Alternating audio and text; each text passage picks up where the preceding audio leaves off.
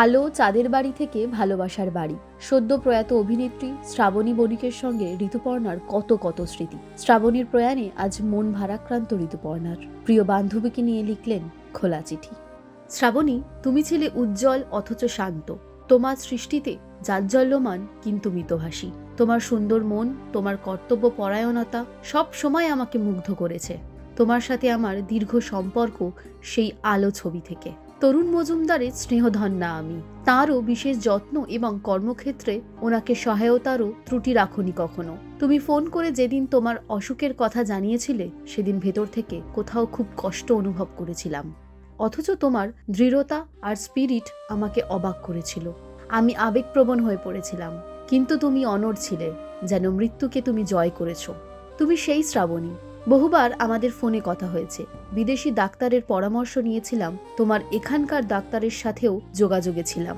তুমি আমার ওপর ভরসা করে তোমার সব মেডিকেল রিপোর্টস পাঠিয়েছিলে।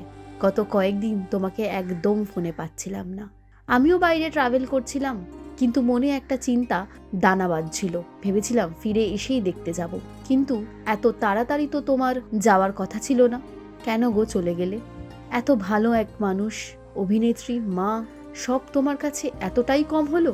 তুমি সবাইকে শান্ত মনে বিদায় দিলে। তোমার এত ব্যথা নীরবেই চুপ হয়ে গেল।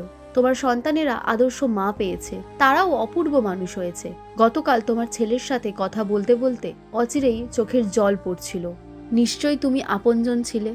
সব সময় দেখা হওয়ার প্রয়োজন হয় না। প্রিয়ভাজন হয়ে মনের হৃদয়ের তোমাকে ভুলবো না শ্রাবণী। তোমার কথাগুলো কানে বাজে। ঋতুপর্ণা, আপনি এত ভালো, আমার সঙ্গে যোগাযোগ রাখেন। কেন রাখবো না শ্রাবণী? এখনো রাখবো। মেঘের আড়ালে চলে গেলেও জানবে, চিঠি লিখবে তোমাকে তোমার প্রিয় বান্ধবী। ভালো থেকো, যন্ত্রণা মুক্ত, আকাশে মুক্তির স্বাদ নিও। অনেক ভালোবাসা পাঠালাম।